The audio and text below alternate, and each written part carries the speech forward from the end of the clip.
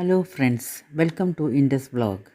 Today's video is about our visit to Tiruvannamalai Arunachaleswara Temple. We left Bangalore early in the morning and returned home by 8 pm on the same night. Arunachaleswara Temple is located at the foot of Arunachala Hill in Tiruvannamalai in Tamil Nadu. It is dedicated to Lord Shiva, who is known here as Arunachaleswar and worshipped as Agni Lingam. This temple is also known as Annamalayar Temple. The temple has numerous shrines, with those of Annamalayar and Unnamalai Amman being the most prominent. The temple is one of the Panjabhuta Sthalams dedicated to the manifestation of 5 natural elements. Legend has it that Lord Shiva has manifested himself as an element of fire in this temple. The other 4 temples he appeared are the Egambareswara temple in Kanji as the Prithvi Lingam, representing land, in the Jambukeswarar temple in Tiruvannaikaval as the Appu Lingam, representing water, in the Kalahastishwarar temple in Andhra Pradesh as the Vayu Lingam, representing air, and lastly in the Nadarajan temple in Chidambaram as the Akasha Lingam, representing the sky. Arunachaleswara temple is spread over 25 acres and is known for its architectural and sculptural splendor. It has 4 gopurams, and the eastern one is with 11 stories standing at a height of 66 meters and is one of the largest gopurams in India.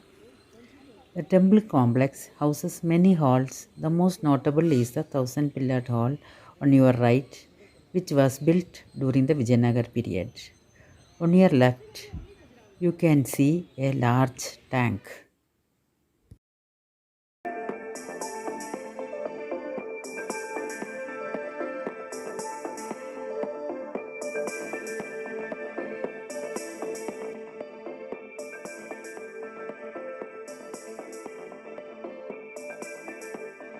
There is another gateway which leads to the inner sanctum where Lord Shiva as Agni Linga is worshipped.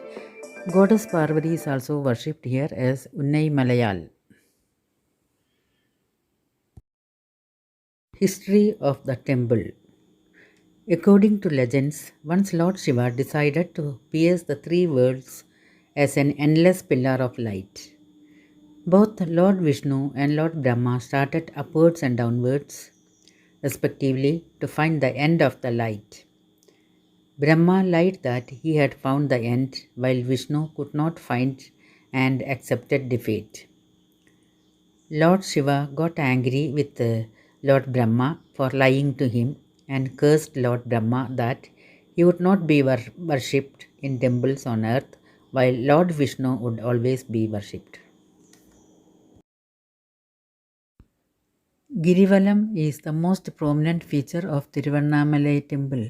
It is a popular religious practice in which devotees circle around the Annamalai hill, covering around 14 kilometers, chanting Om Arunachala Mantra on the occasion of full moon every month.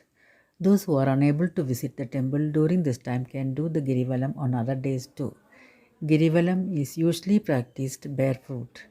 Devotees from various parts of the world would visit the temple and walk around to seek the blessings. On the Girivalam path, there are 8 lingams located at the 8 directions.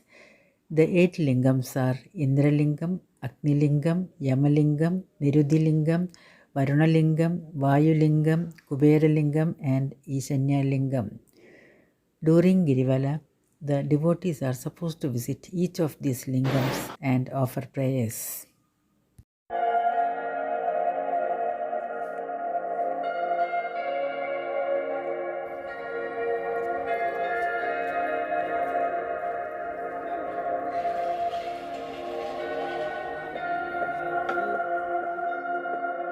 Festivals of the temple.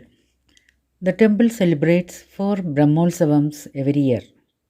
The Kartigai Deepam festival, popularly known as Kartigai Brahmosavam, celebrated during the Kartigai month, that is in November-December, is the major festival here at Arunachaleswara temple. This 10-day event concludes on the day of Kartigai Deepam. On that evening, a huge lamp is lit with 3 tons of ghee at the top of the Annamalai hills. The other festivals are Mahashivaratri, Navaratri, and Panguni Uttram, which are celebrated here.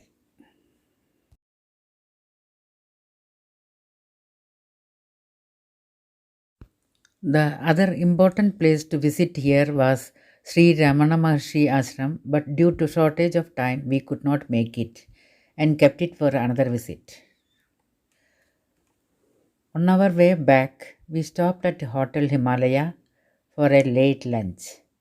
The place was really neat and the food was also good. The nearest railway stations to reach Tiruvannamalai are Villupuram, is 76 kilometers away, and Katpadi, 65 kilometers away.